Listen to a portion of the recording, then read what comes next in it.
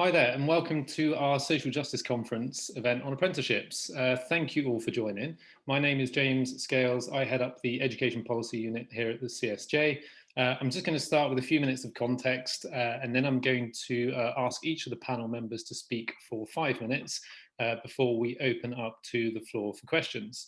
So just some context, first of all. So why are we here today? Well, a couple of months ago, we produced a report called Trade Secrets on apprenticeships, and it covered a broad terrain, but I'm going to tease out four major points from that report just to frame the discussion today. I'll just cover each of those very briefly, and then we'll move on to the panelists who are going to speak to each of those points in the subsequent discussion. So first thing, one of the most striking findings in our report was that apprenticeship starts were already dropping prior to the pandemic. So they dropped by a quarter between 2014 and 2019. And then you throw into the mix the pandemic, and we're now sort of faced with a situation where 800,000 young people aged 18 to 24 are about to join the jobs market, which is looking very frail indeed. The apprenticeship sector is reeling from the pandemic. The intel that we have so far is that we've already seen redundancies and a fair few employers are not very confident that their apprentices will return, even once restrictions are relaxed. So we are hugely supportive of the government's initiative recently to introduce cash subsidies for employers who take on new apprentices between August and January. And so the really sort of precipitates a question about whether that goes far enough and whether it's targeted towards disadvantaged people sufficiently. So the first question for the panelists is, what do we make of the emergency apprenticeship subsidies? Do they go far enough, specifically when it comes to supporting disadvantaged individuals? The second theme that I'd like to draw out from our report is this notion of the balance between vocational and academic learning at higher level. So to give you an idea of the kind of numbers that we're seeing going through what you would describe as a more traditional university route. So that's risen from 495,000 to about 585,000 in the last 6 years. And then you juxtapose that figure with the number of people who did degree apprenticeships, according to the latest data, which is around 22,500. There's clearly a very strong discrepancy in those numbers. Now, why does that matter? Well, the return on investment, we know, varies enormously from subject to subject when it comes to doing university courses. And we also know we've got a high rate of overqualification in this country. Meanwhile, a degree apprenticeship offers very impressive returns indeed. And so the second question for the panelists today is, do we have a healthy balance between vocational and academic learning in higher education? And if not, what can government do to catalyse a better balance? The third theme that I would like to draw on that flowed from our report is access to higher apprenticeships for disadvantaged individuals. So it became very clear from our analysis that a person from a disadvantaged background is far less likely to be able to access a higher level apprenticeship than someone from a more advantaged area. And just to give you an example of that, we worked out that individuals under the age of 19 from a more deprived background are 5 times less likely to undertake a degree level apprenticeship than those from a more advantaged background. So the third question for our panelists is, why do disadvantaged people have poorer access to higher level apprenticeships than their peers, and what can we do to change that? And then very finally, the fourth theme that I'd like to draw on is apprenticeships in non-levy paying employers, so SMEs.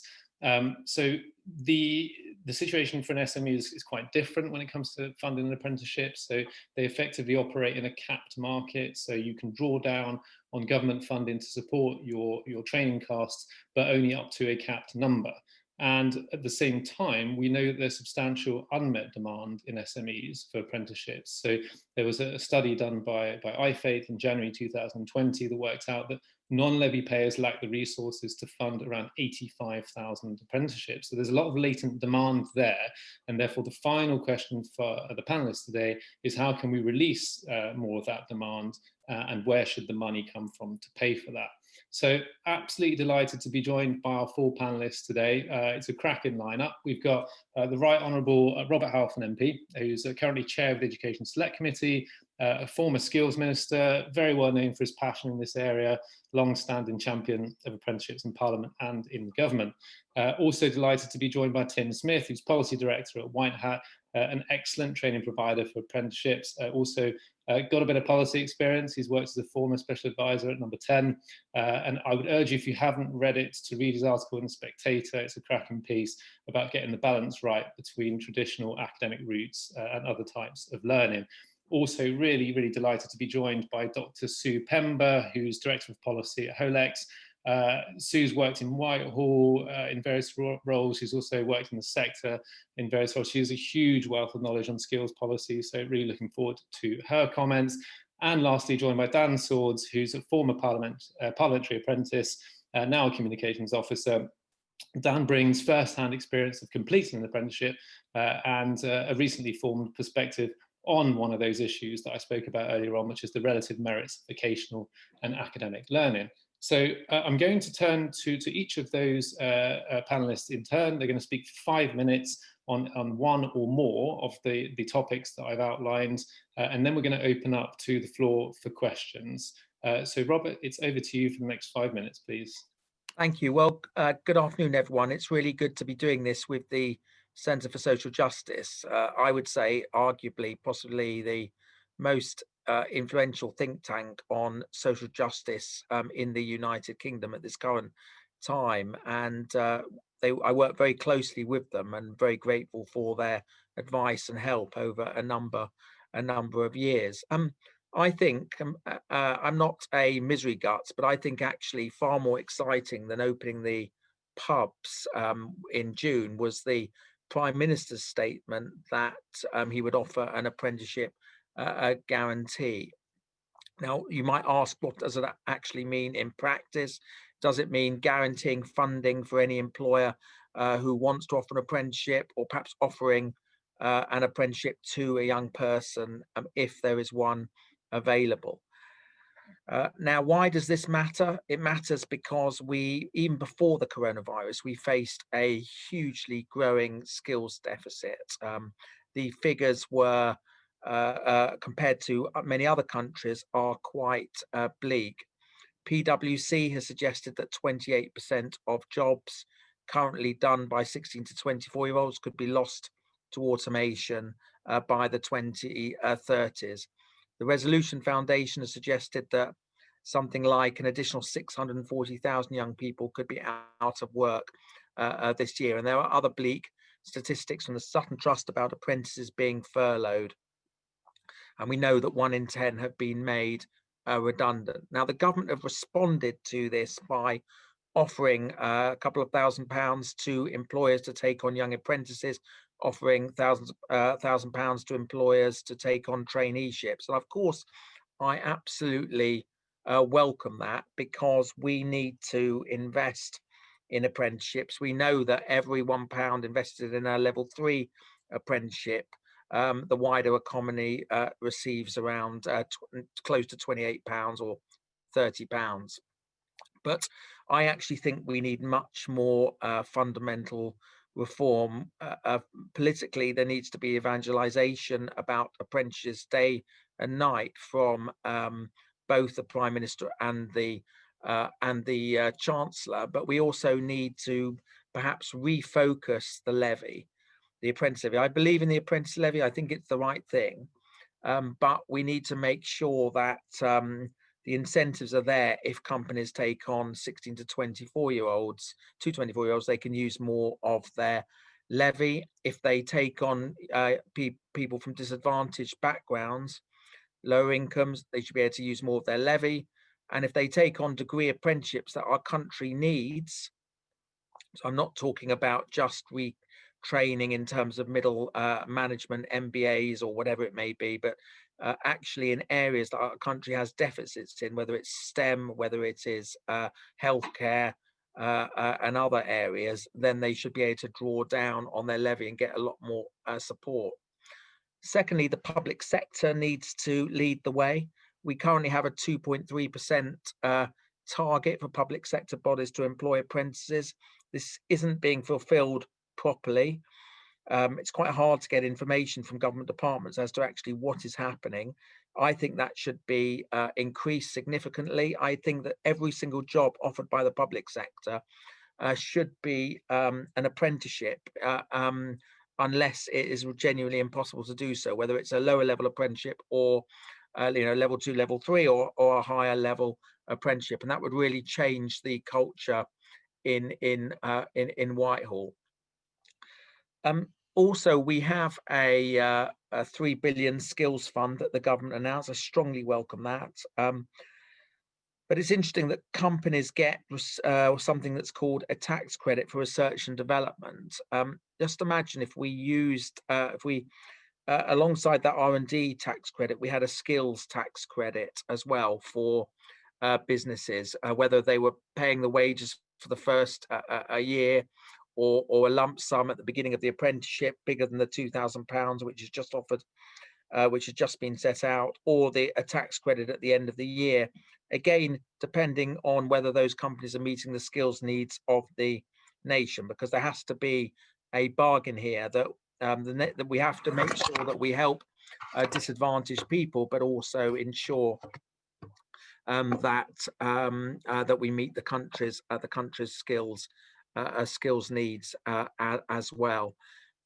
We need to get rid of the bureaucracy. So a lot of companies, especially now, the 20% off the job rule, I think the government needs to look at that again. Perhaps we could look at Australia and support an extension of the apprenticeship training agencies or shared apprenticeship schemes. Something I'm very passionate about, and I call my 2 favorite words in the English language, are degree apprenticeships. Why on earth do we not invest in them much further? We could again use the levy pot, which I mentioned a moment ago. There's 800 million that goes towards the Access Fund to help people from disadvantaged background. Why not use some of that for degree apprenticeships? And I think we should have a target of at least 50% of students doing degree apprenticeships. And then final thing I would say is I think we'd also need to think out of the box and be imaginative. I mean, the question of overseas aid is a big controversial question about how much money we spent on overseas aid. I'm not against money being spent on overseas aid at all, but we have a voluntary services overseas scheme. Why on earth do we not use that money to send apprentices overseas to work in the developing countries, to work with charities and businesses, and get a overseas aid apprenticeship standard that will be recognized at home, so we help these countries develop their own skills, as well as developing the skills of the individuals who are doing them. And with the right vision from the Foreign Office now, where the Overseas Development Agency now is, you could have thousands of apprentices sent overseas every year, which will be transformative for the countries and transformative for them. So there's just a few ideas in the pot to help meet our skills needs of our nation, help the disadvantaged climb the ladder of opportunity, and prepare ourselves for the fourth industrial revolution. I finally would say I do think I want to end on an optimistic note. I'm very encouraged with what the government is saying. The Education Secretary, I think, is the only cabinet minister to have been to a further education college. He made a very important speech recently about skills. The Chancellor is investing in money in skills, and Boris himself has talked about the apprenticeship guarantee. So I think the government are talking about apprenticeships and skills in a way we haven't done for a long time. And of course, a lot more needs to be done, but we should recognise that big steps are being taken. Brilliant. Thank you very much, Robert. And now can I move over to Tim, please?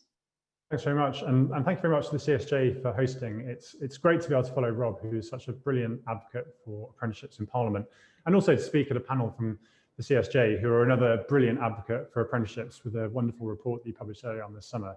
And whilst apprenticeships sometimes feel like the kind of poor cousin of the university sector, we should be grateful for the champions that we have as well. And the thing I want to reflect on here is actually down to the size of the prize.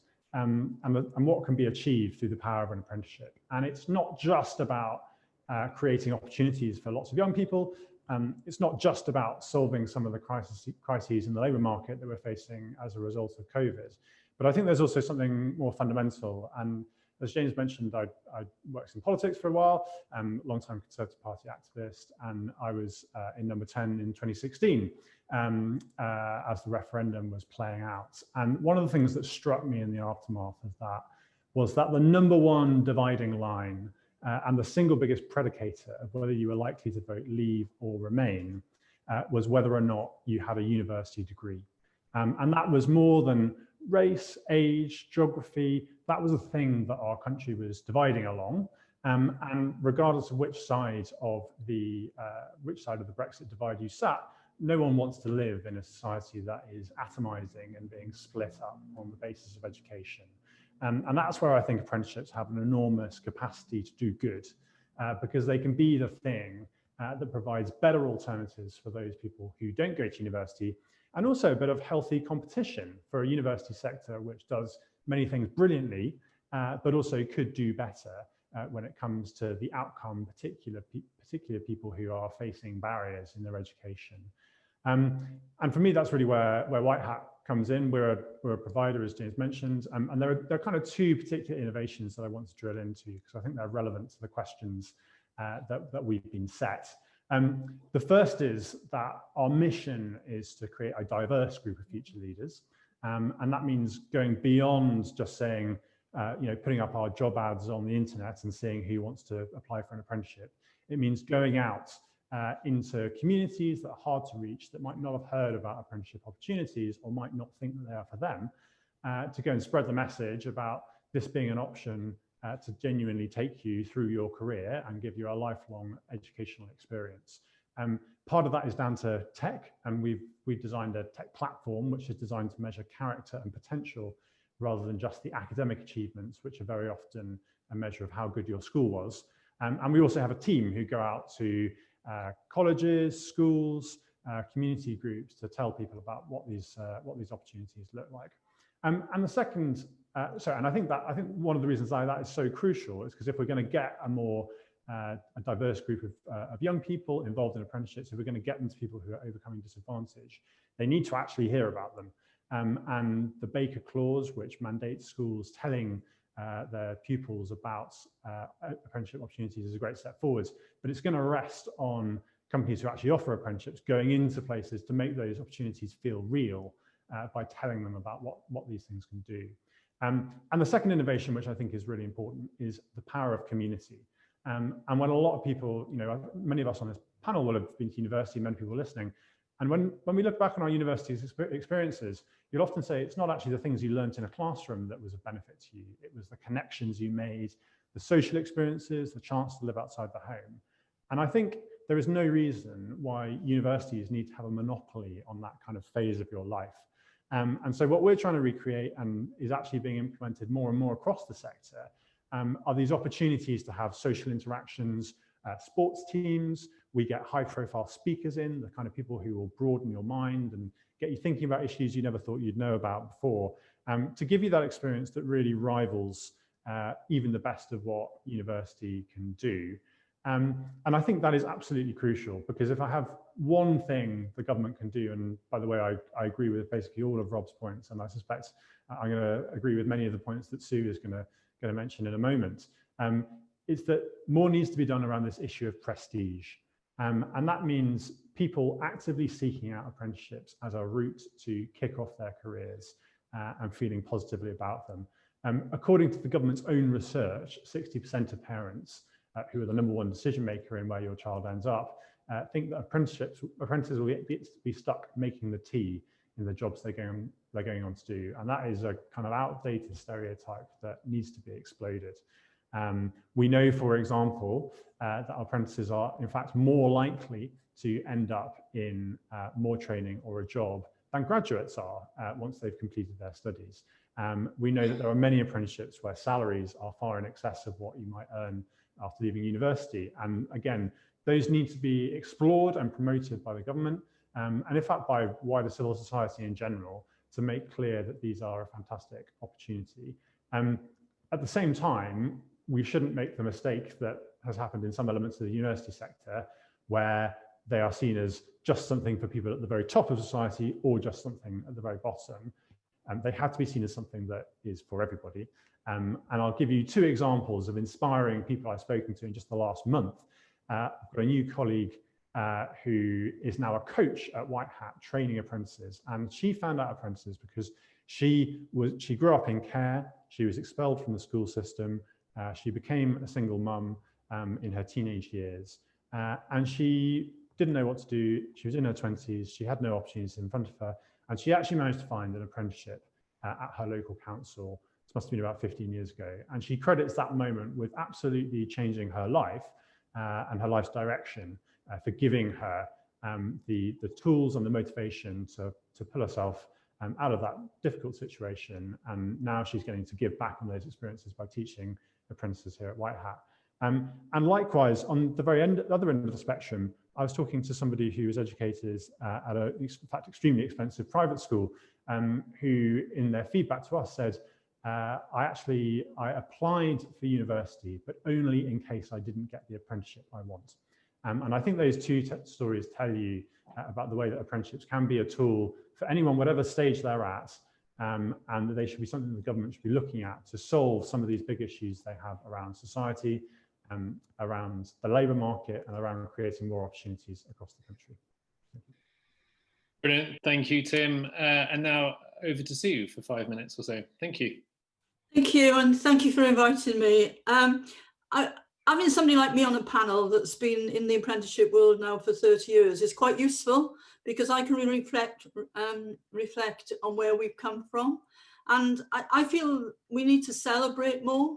So Rob, you talked about people being evangelistic. We also need to celebrate. We are so far in advance of where we were, not just 10 years or 20 years, probably 30 years. I remember doing a review of apprenticeships in 2007, where we said if we could get the word apprenticeship mentioned in the budget that year, we would have succeeded. Now we can't stop the Chancellor and the Prime Minister talking about apprenticeships, so that it should be congratulated that.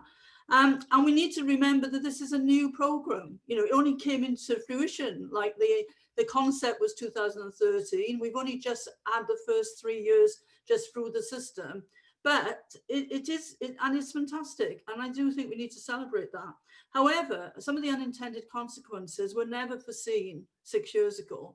And one of the major ones for me is that, yes, we have a degree apprenticeships and they're brilliant and we need more of them, but we also need a pipeline. We need more people who haven't got a level 2 to get a level 3, to get a level 4 and do a degree apprenticeships. And that's the bit that really worries me. We've got 17 million people in this country that do not have a level 2. And those are the people we are going to see in a month's time are the first to be made redundant. They're probably furloughed now and they will be made redundant. And those people, whether they're young or old, we need to be able to work much harder with.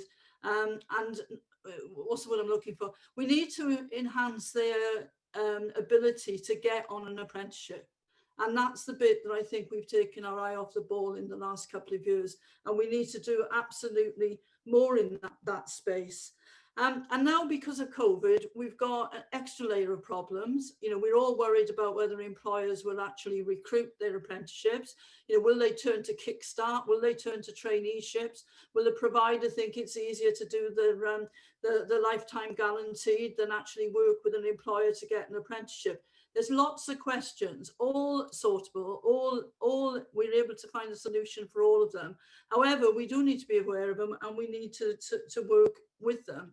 Whether the incentive is enough for somebody to take on an apprenticeship, 6 weeks ago, I would have said no.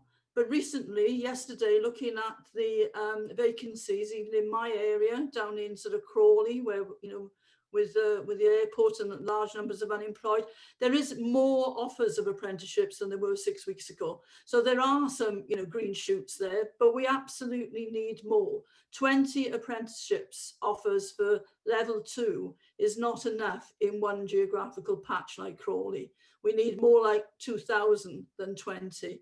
So what would we need to do? Absolutely with Robert about being evangelistic. Everybody, every MP needs to ask everybody they sort of meet, every employer, have you got an apprenticeship? person? If not, why not? We also need to say that to our providers, that we have a whole set of fantastic apprenticeship providers, but we need all providers. We need every college, every adult learning provider working in this space. And there's no reason for them not to do that.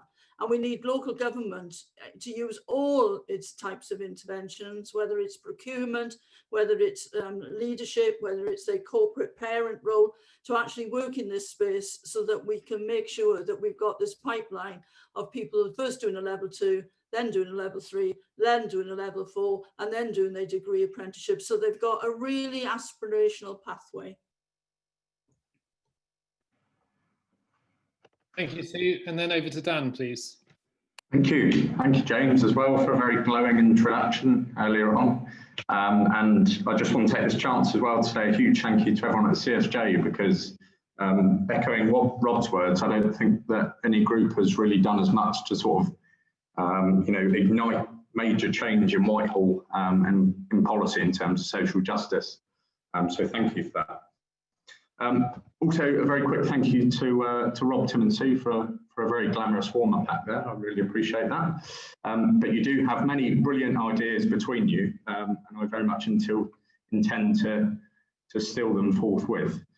But it's great to hear how optimistic you all are about apprenticeships, and you are so right, Sue, about having to celebrate, because we have come such a long way. And I'm going to focus my remarks mostly on my personal experience, if I may. So before I say anything I shouldn't, I hope my account of being an apprentice is somewhat more accurate than Public Health England's counting today.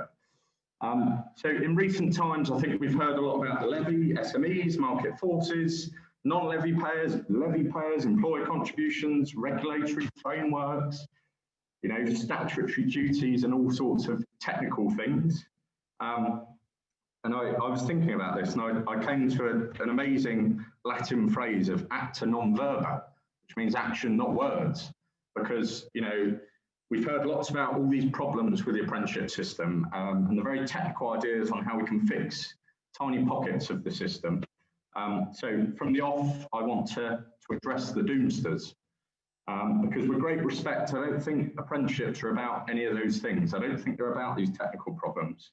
I think above all, they're about social justice. Above all, they're about creating opportunities for people that, very often wouldn't have these opportunities in a massively transformative way. And that's why I'm going to focus my remarks, because in fact, it was actually the United Kingdom, in England, that apprenticeships were pioneered in the 1600s. So I think we should definitely celebrate this. Now, the eagle-eyed amongst you will note that I sport this beautiful Tuscan sunset mop, and I'm also actually the youngest of 4 children. And my older 3 siblings all went to university to study very different things. So, I think being ginger and the youngest is a cocktail for rebellion, really. And for me, that rebellion came in the form of education. I think personally that exams should go, and I stand by that view. And I think that the rather flattering rugby shorts I wore to college shouldn't go, and they should very much stay. And it was in those shorts at college that I sort of embarked on that rebellion. I remember very well, it was a freezing cold day. I had no pen. I was sat in my tutor group as my peers sort of purported to entangle an element of truth in their personal statements for UCAS. And my tutor turned to me and he said, "Dan, I hate to say this, but in 8 months you leave college. What on earth are you going to do?" And I sort of begrudgingly admitted, I don't know. I absolutely don't want to go to university. But to be honest, if I don't go, I think I'll be a failure. And I was lucky in the sense that I didn't have overly pushy parents.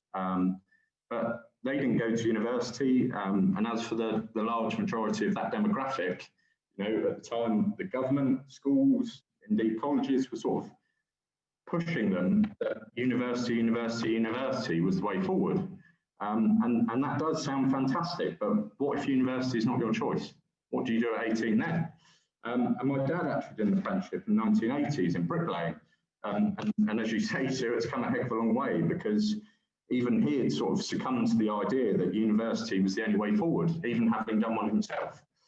But nevertheless, I trundled on. I reached the end of college. Many people, you know, sort of a great aunt that you see at a family party and avoid at all costs would say to me, what on earth are you going to do? And I only ever really responded with sort of a bad tasted joke that I wanted to work in politics. And it was a bad tasted joke, because to me and everyone I mixed with, working in politics was such a distant thing.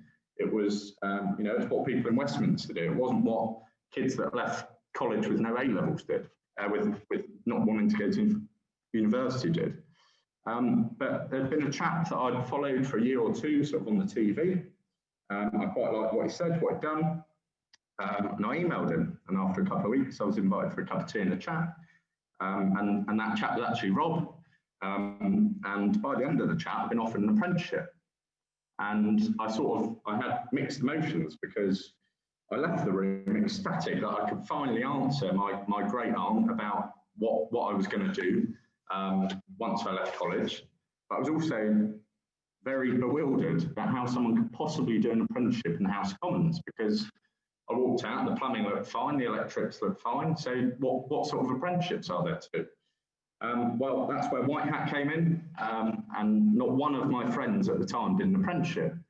Now, I don't know if that says more about my friends and the number I have than my ambitions, but nevertheless, you know, the large majority of my friends went to university, and at that time, they were posting pictures and videos of their social life, and I thought, my gosh, my rebellion has really sort of taken hold. I should be at university. Look at how much fun they're having. Well, it was actually 2 years to the day today, the 5th of October 2018, that was my first day at White Hat. And that first day made me realise that I'd made the right choice, because, you know, at White Hat, they also had a free bar and social life. So the question of my social life had been fixed. And I was getting paid whilst my peers were paying to do their course. And I had no debt whilst they were racking up debt to do their course. And I'd gained real on-the-job experience whilst they sat in a lecture hall. And I'd been in the workplace for 2 years whilst they'd been in the library. And I was almost guaranteed some form of employment at the end. And 2 years had passed, and my life, you know, it almost sounds cringeworthy, but has been radically transformed. And I'd like to say I'm not a university basher. They do incredible things. They're incredible institutions. I'm very proud of them, but they're not the only incredible option. And 2 years ago today, as I said, was my first day at White Hat, and in 2 very short years, my life has been absolutely turbo booted, with big thanks to Rob mainly. And I think that's the power of apprenticeships. That's what we should be celebrating, rather than endlessly focusing and rubbishing them and talking about the technicalities of how we can top up the numbers a bit. And I think we should be opening that opportunity to everyone in our country. Thank you, Dan. I'm going to open up to the floor. Just a quick note to the audience. This is a webinar, so we can only take questions through written form. There are already loads flowing through, so I'm going to skip my questions and go straight to the floor's questions. Sue, earlier on, you mentioned the pipeline, the issue of the pipeline, making sure that we've got people coming through at lower level apprenticeships, and then flowing through potentially to the higher ones. So we've got a question here from Laura Slater. Laura's from the Equal Education social enterprise. It provides tutors for children in care and those with SEN. So her question for the panel, and I'll direct it to you in the first instance, Sue. How do we address the accessibility issue in apprenticeships? For example, the eligibility criteria for most apprenticeships is 5 GCSEs A to C. Most children in care do not receive 5 GCSEs and are therefore not eligible for the great opportunities the apprenticeships provide. How can we make them more accessible?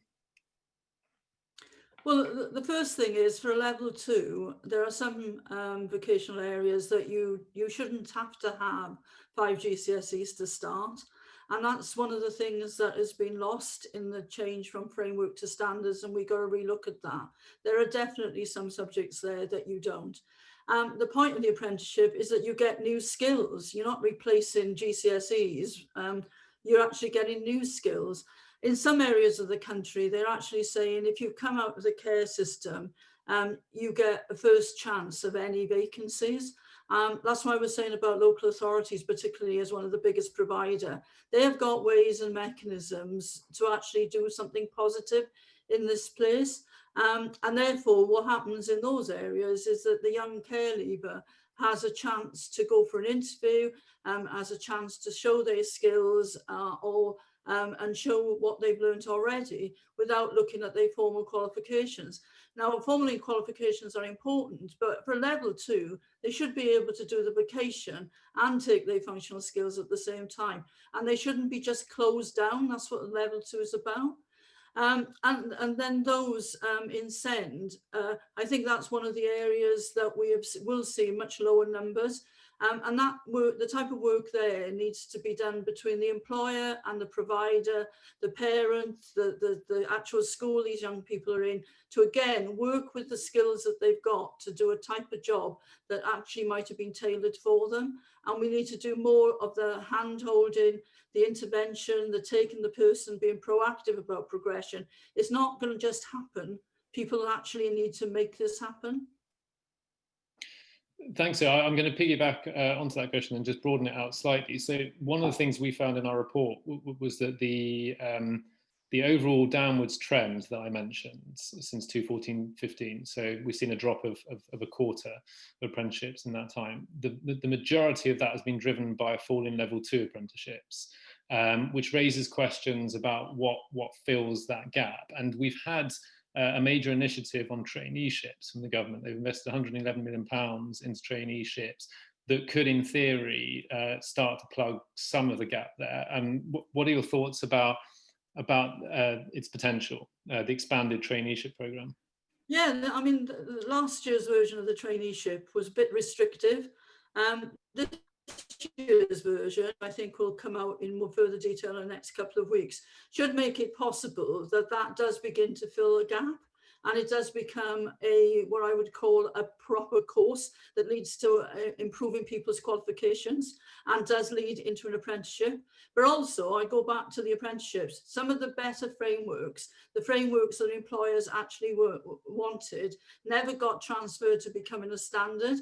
And I know we've got a quality, we want to keep up good quality, but we also need to do what employers want. And one of the first things, and I think it's in your report, James, is that the Institute for Apprenticeships need to actually do a quick review of what were the most popular frameworks and work out why we haven't got a standard in those areas, what employers want a standard, and let them do it and do it quickly.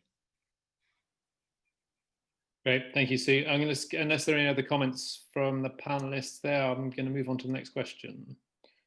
Okay, so we've got a question in from an anonymous individual. I think this one would be a good one for you, Tim, and Rob as well. So with major skills shortages in industries such as tech, how do universities ensure the degrees they are offering are up to date and giving young people the skills industry needs? So Tim, would you mind answering that one? Sure. I mean, it's a great question because it's one of the really burning issues at the heart of our economy at the moment. The places where there are jobs growth, even through the COVID-inspired lockdown, have been in the kind of digital tech and professional services places, because a whole load of companies have been on this kind of journey of technologicalization and becoming more digital, which has been enforced on them by working from home. With regards to the kind of role of universities the answer when I'm feeling very pessimistic and depressed about the situation is there is basically no hope, because universities are set up to teach pupils in a way that is recognizable from hundreds of years ago. And indeed, many of them take an awful lot of pride in the fact that their systems of seminars and study have not changed, and you are getting the same education that functioned centuries ago. That's obviously not the whole story. But when I'm feeling more optimistic and more hopeful about the situation, I think that one of the lessons that can be drawn at universities, but also across the whole of the education sector, is actually drawn from the kind of genius of an apprenticeship, which is that it is split between the employer providing a job and the training provider providing skills-based education. And with the kind of marriage of those two organizations, you end up with training and skills which are ruthlessly focused on what the job actually requires. So through an apprenticeship, it's a very, very good way to learn a skill like software engineering or data analytics.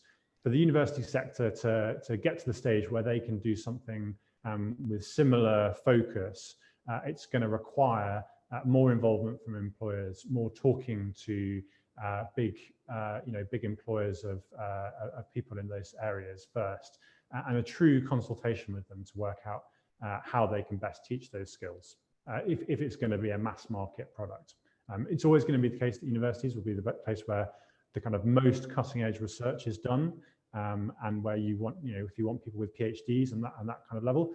But if you want people with bachelor's degrees level qualifications who can do tech, they're going to have to learn an awful lot of the lessons from apprenticeships. Thanks, Tim. And Rob, I mean, you've mentioned on a number of occasions the need to rebalance in higher education, and you said that we want to work towards a society where 50% of people doing degree level courses are doing a degree apprenticeship. What do you think from a government perspective? What are the levers available to governments to try and affect that sort of pivot towards more vocational higher learning?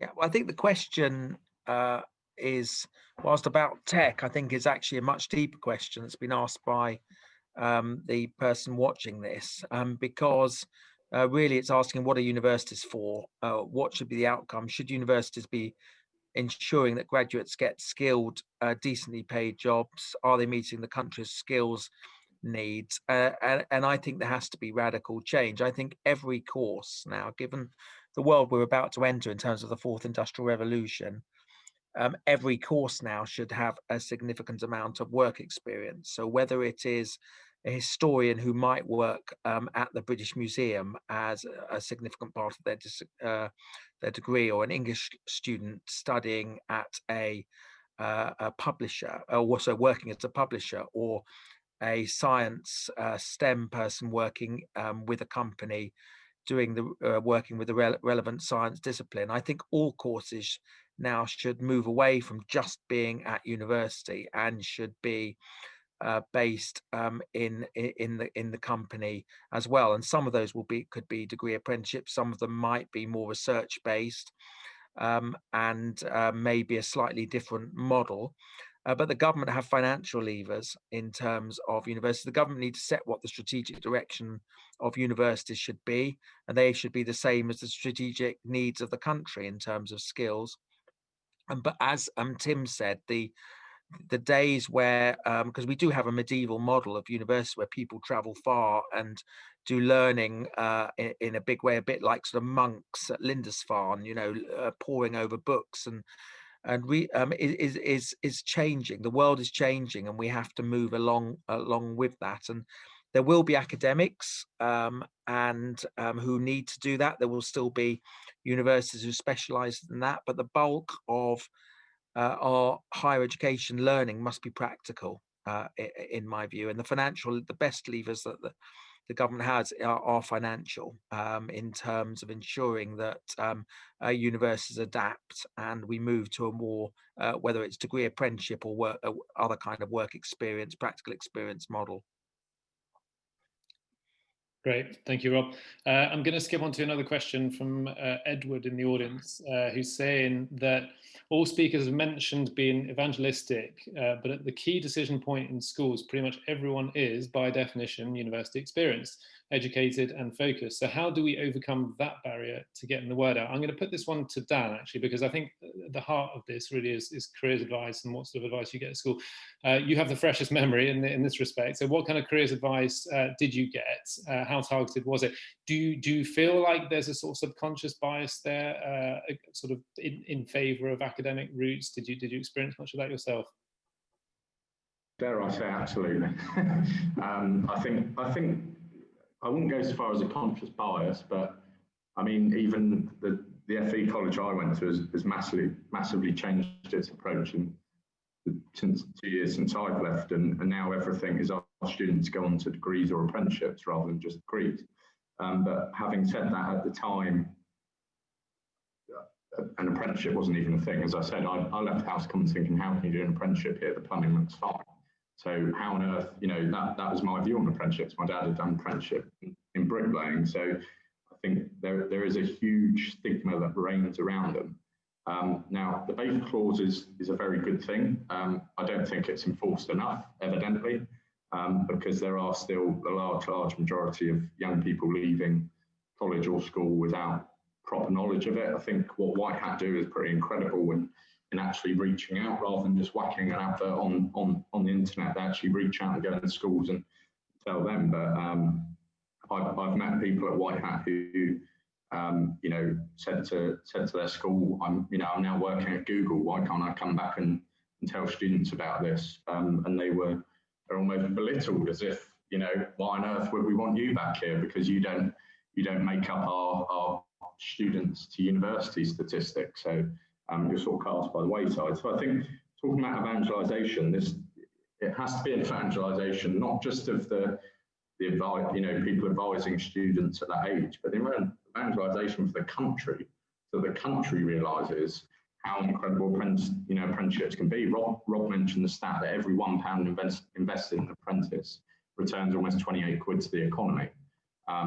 Tim said about the fact that apprentices are more likely to be employed than graduates. Now, I won't mention which bank, but the CEO of a bank, when I was chatting to him about apprenticeship, said he argued at the board to scrap their graduate scheme because they were finding, like for like, that graduates versus their degree apprenticeship weren't even, you know, close to the graduates were still trying to work out where the toilet was. So the evidence is there. It's about getting that evidence from, you know, the papers in Whitehall to homes across this country, so that when that point comes, it's not just about teachers offering this advice, because as I said, my parents were even told university is the only way for your child to succeed.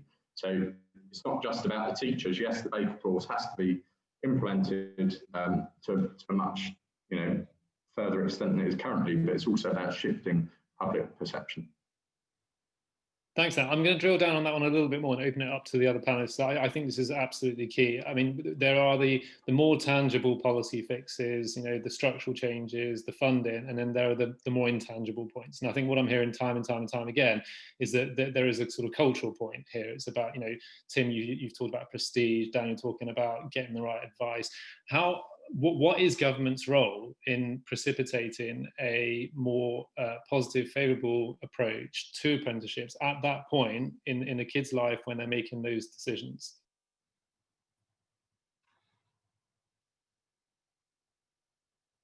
I'd be delighted to leap in. Go for it, Tim. Thank you. Yeah, so I mean, I absolutely agree with everything Dan said, but these changes are happening. The perceptions of apprenticeships amongst young people in particular is beginning to change, and in a really positive direction. And the single biggest challenge is that there actually just aren't as many apprenticeships available as there ought to be. And it is a sad fact that there are some apprenticeships which on a pure numbers basis are more competitive to get on than places at Oxbridge. Which is not a brilliant analogy to draw, but it is a fact. And so the prestige point is not just about persuading young people and parents that these are things that they should invest their time and their careers in. It's also about persuading companies about the opportunities they present, so that they can then create more places, and it becomes a kind of self-fulfilling snowball effect that ends up with a society where vocational routes are viewed as on parity with academic ones. And Dan, the point you make about a kind of city chief executive talking about the potential that apprentices have versus graduates, I'm not necessarily in favour of diminishing opportunities for graduates, but I think there is a playing field that needs to be levelled. It's a fact that if you finish an apprenticeship, then you are likely to last in your first job after that apprenticeship or double the length of time that a graduate will. And churn is one of those factors that drastically impacts on a business's bottom line. It's a fact that they can be a better way of delivering skills in technical areas like the tech roles that I was talking about earlier. in a way that university cannot. And at the moment, a fifth of university graduates are coming out, according to HR managers, are coming out of university not ready for work.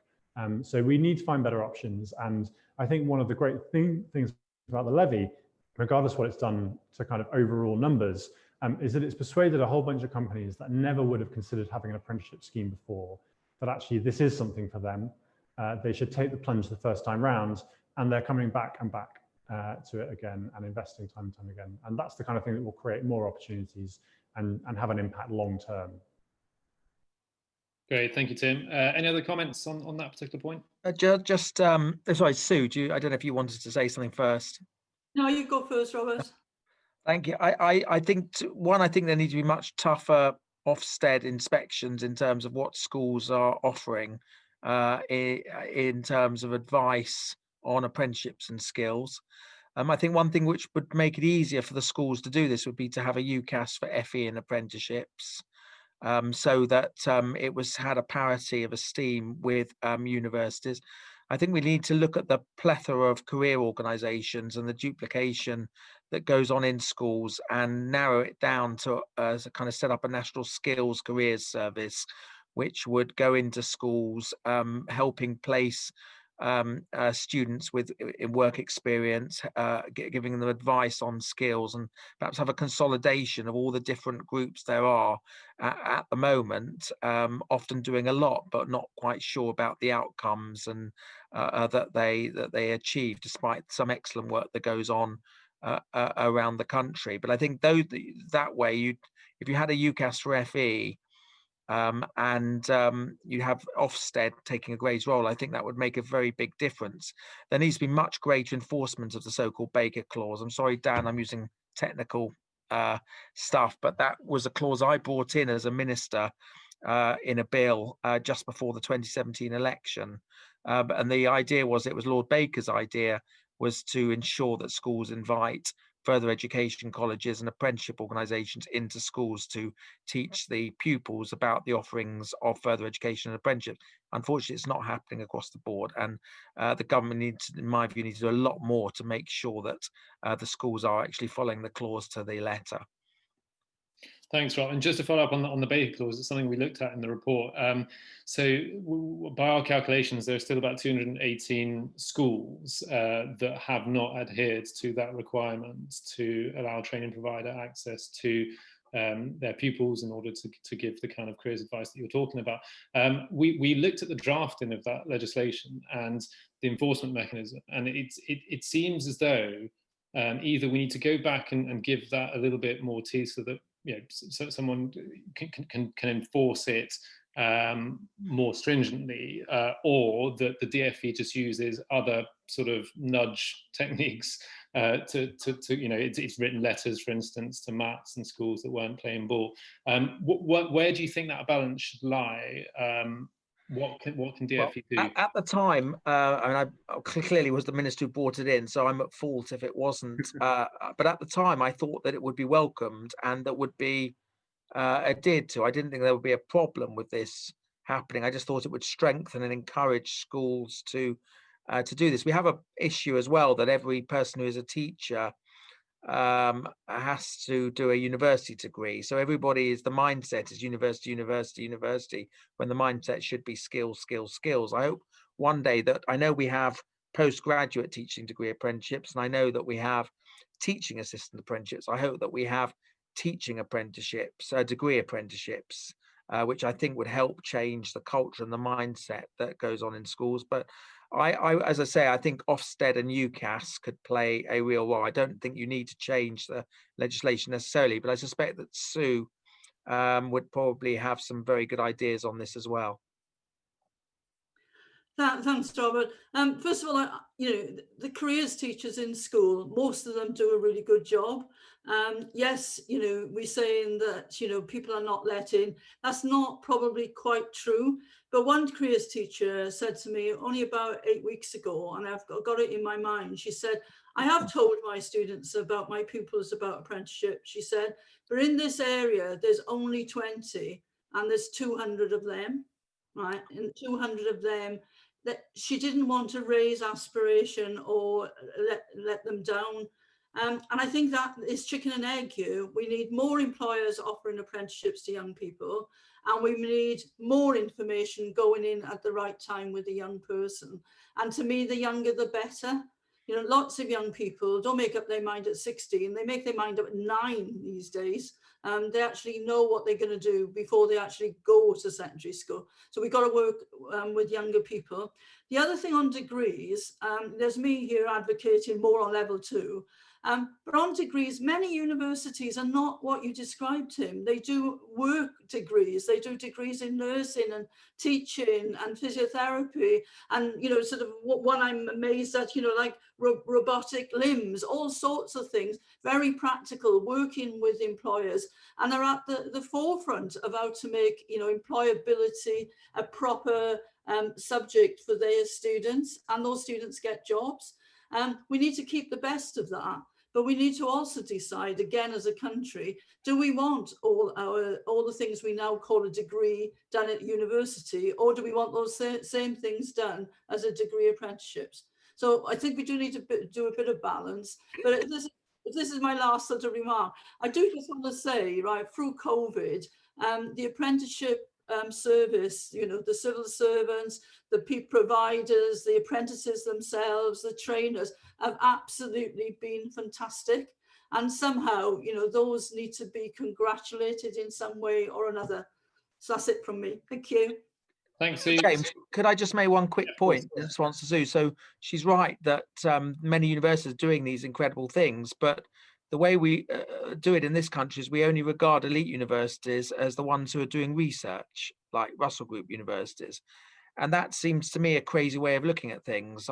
We should look at universities in a very different way, and we should judge universities on the things that you've just described, rather than just whether they are traditional academic research-based organizations. Thank you. We've got 4 minutes left. We haven't spoken at length about the levy. So I'm going to introduce a final question that connects to that point. So the question is, as apprenticeship numbers recover, how should the government tackle the coming overspend in the apprenticeship budget while ensuring apprenticeships continue to be available to individuals who otherwise wouldn't have these opportunities? And just to add a layer of context there, so there's been plenty of speculation about an overspend in the levy budget. And the reason why that could be problematic is that currently some of the leftover funds in the levy pot are used to cross-subsidise other apprenticeships. So what do we do if and when we get to the point where we are unable to carry on doing that? Are we going to ask for new money, or do we need to make some difficult choices about changing the levy? I know that, I think, Rob, you've spoken about this before. I'm going to come to you if that's okay. Well, I think we need to do both. I mentioned in my opening remarks, we do need to reform the levy and make sure it reflects the skills need of the nation, that it helps the disadvantaged as well, that it makes that it gets young people taking up apprenticeships. And Sue's earlier point about progression, then we don't just get people to do level 2, we want them to go progress all the way up, right up to degree level, is very important. And often I meet apprentices and I ask them, are you going to do a level 3 or are you going to do a level 4? And people haven't even discussed it with them, the option about doing that. But definitely there needs to be a clear long-term funding plan from the government. We knew that by 2020 there would be an extra 2.5 billion on apprenticeships. The government will need to set out either in the spending round or in the budget the money that is expected to be raised from the levy and their own funds, or the taxpayers' funds, I should say, in terms of how much is going to be spent on apprenticeships over the next few years. I think it will be vital for businesses to know that. Thank you, Rob. We're just about out of time, so I'm going to wrap up unless anyone else has got any urgent points they want to squeeze in. You've got a minute if there's anything else to say. No, great stuff. So that's been amazing. There's huge amounts to chew on there. I think the big take home for me is that we can talk at length about the structures and the funding and the more tangible things, but ultimately we need to think about how we change our culture, and the points that you've made, Tim, very succinctly and clearly about prestige, and the less tangible elements of this debate need a bit of work as well. Rob, it sounds like you've got a fully fledged manifesto there to change the world of apprenticeships, and I'm sure you'd receive a huge amount of support from all the other panelists here, and I'm sure the audience and beyond. So we all support you, and thank you once again for being such an amazing champion in this area. So thank you once again to all the panelists for taking the time. Thank you to the audience. It's been a great discussion. Enjoy the rest of your evenings.